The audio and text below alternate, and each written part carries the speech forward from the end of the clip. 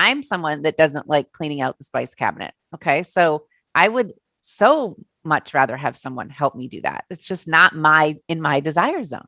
So that's why Yeah, there's like I people make like the you. parallel often. Like I could watch YouTube and learn how to change the oil in my car, but I don't want that knowledge. I talk about Yes. this a lot. My brain, as wonderful as it is limited. And I don't always want to stuff it with things that if I have the capability to get help on certain aspects, I have learned that taking that help makes me such a better fill in the blank mother, wife, friend, Yes. business owner. So learning to take help, not in a way that negatively impacts our life. Like I'm not lying around having everything done for me, but learning what I'm best at, Yep. doing that because then I'm going to enjoy it more.